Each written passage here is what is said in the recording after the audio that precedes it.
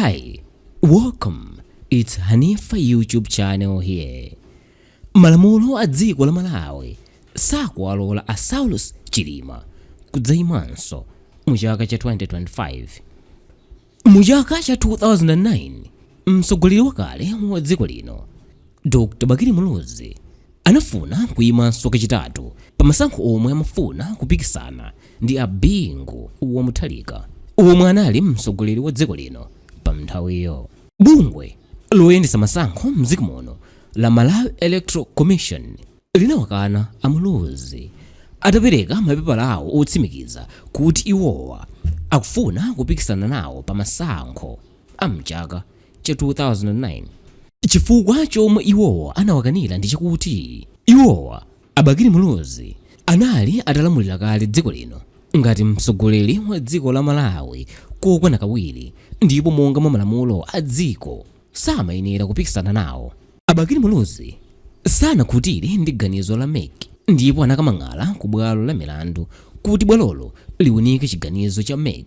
Nalo bwalo la milandu lomwe linasonkhana ngati Constitution Court linagwirizana ndi ganizo la MEC lowaletsa a Muluzi kuti asaimenso. Apapa a Bakili Muluzi acheya anasowa chochita, nthawi nayo inali itatha ndipo masankho anali atayandikira, ndipo kunali kovuta kusankha munthu wina kuchoka ku chipani chawo chomwe amayimira cha United Democratic Front UDF kuti achiyimire pa masankhowa. Kotero iwowa anapanga mgwirizano ndi chipani cha Malawi Congress Party MCP nkuza anthu otsatira chipani chawo cha UDF kuti adzavotere a John Tembo pa masankho a mchaka chimenecho.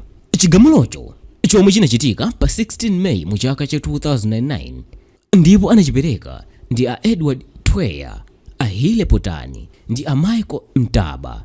Chili ndi mbali zingapo zomwe zikukumbukiridwa panopa malingana ndi nkhani ya kuyimanso kwa a Saulos Chilima ngati mtsogoleri wa dziko lino mu chaka cha 2025.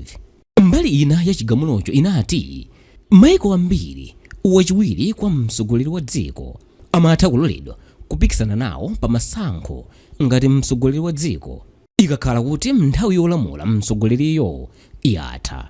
Koma malamulo oyendetsera dziko linoli la Malawi amakana izi, ndipo ngati izi zitaloledwa ndiye kuti munthu mmodzi akhoza kukhala mu ofesi ya mtsogoleri wa dziko lino kwa zaka zochuluka, popeza iyeyo akhoza kumasintha kuchoka pa wachiwiri kwa mtsogoleri wa dziko lino kenako nkupita pa mpando wa mtsogoleri wa dziko nkukhala president. Nalo bungwe lowona za malamulo mdziko muno la Malawi Law Society MLS litafunsidwa kuti liyankhulepo pa nkhaniyi, mlembi wake Amartha Kaukonde anati chigamulochi ndi chomveka bwino pachokha mmene chikunenera, ndipo chikusonyeza kuti a Saulos Chilima sakuyenera kudzaimanso ngati mtsogoleri wa dziko lino malingana ndi malamulo a dziko. Iwo anatinso chigamulochi sichingasinthe mpaka bwalo lalikulu la Supreme litakhala pansi nkuwunikanso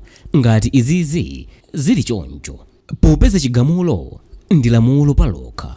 Komanso nawo omwe anali okhuzidwa pa chigamulocho a Bakili Muluzi ndi chipani chawo cha UDF sangathe kupempha bwalo la milandu la Supreme kuti awunikenso chigamulocho, popeza kwa iwowa okhuzidwawa nthawi yawo inatha kalekale. Kumbali yawo ya a Saulos Chilima sangapemphe kuti bwaloli liwunikenso chigamulocho kamba kakuti sanali mbali yokhuzidwa ku nkhaniyi pa nthawiyo. Akaukonde anatinso ngati a Saulos Chilima ali ndi malingaliro ofuna kuyima akuyenera akafune upangiri wina ochokera ku judiciary, koma njirayi ikhala yosemphana ndi malamulo a dziko lino.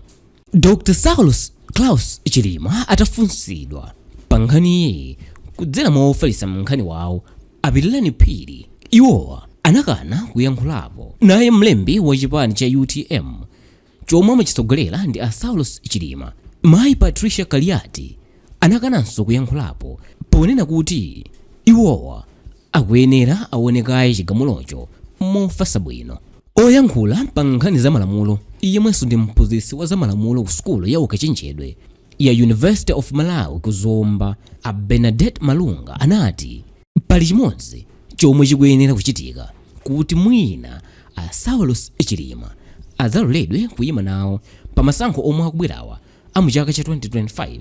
Chinthuchi ndi kuwauza mtsogoleri wa dziko lino yemwe pano ndi a Lazarus Chakwera kuti apemphe bwalo lalikulu mdziko muno la Supreme kuti liunikenso chigamulocho kuti mwina akaunika ndiye kuti akhoza kudzaona zolakwika zomwe zinalipo pa chigamulocho kenako mkupereka chigamulo chatsopano chomwe chingakhale chowakomera a Saulos Chilima ndi chipani chawo cha UTM. Koma ngati sangatero ndiye kuti basi a Saulos Chilima sazaimanso pa masankho kamba kakuti malamulo a dziko lino sakuwalola iwowa kutelo. Ndi mmene panopa zinthu zilili mdziko muno ndikovuta kuti President Chakwera womwe ndi achipani cha Malawi Congress Party MCP kuti apange izizi popeza nawonso akufuna kudzayimira chipani chawo cha MCP mu masankho ali mkuza a mchaka cha 2025. Kotero kupempha bwalo la milandu kuti liunikenso chigamulocho kudzakhala kudzichepesera mwayi wopambana masankho a mchaka cha 2025. Apapatu nchichidziwikire kuti mbali ya Malawi Congress MCP ndiyo okondwa kwambiri ndi mmene zinthu zilili panopa zonena kuti a Saulos Chilima ziwakanike kudzayimiranso, ndipo zikatero ndiye kuti kudzakhala ukupereka mwayi waukulu kwa Achakwera womwe sazakhala ndi munthu wopikisana naye kwambiri. Panopa anthu a mchipani cha MCP anayamba kale kupanga phokoso lotsogoza zina la Lazarus Chakwera kuti ndiwo adzasogolere chipani chawo cha MCP pa masankho a mchaka cha 2025.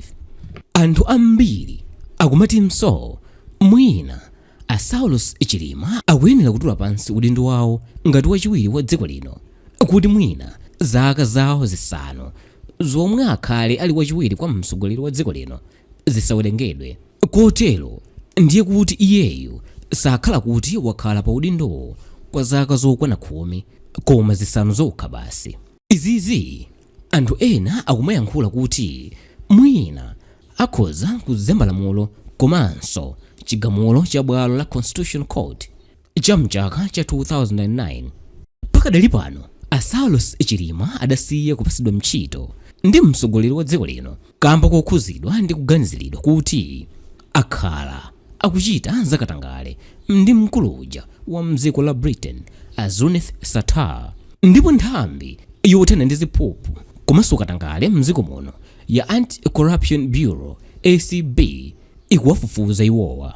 Ngati a Saulos Chilima angapezeka kuti ndi wolakwa pa mlandu wakatangalewo ndiye kuti nyumba ya malamulo idzawachosa pa mpando munjira ija yotchedwa impeachment. Ndipo ngati mtsogoleri wa dziko lino kapena wachiwiri wake wachotsedwa kudzera munjira imeneyi ndiye kuti samayenera kuyimiranso malingana ndi section 80 ya malamulo oyendetsera dziko lino yomwe imatchedwa kuti constitution. Kuwonjezerapo ngati munthu aliyense wagamulidwa ndi bwalo la milandu kuti ndi wolakwa, gawo lomwelo limanena kuti munthu ameneyoyo akuyenera kukhala zaka zokwana zisanu ndi ziwiri 7 asanayimire pa mpando uliwonse wa ndale.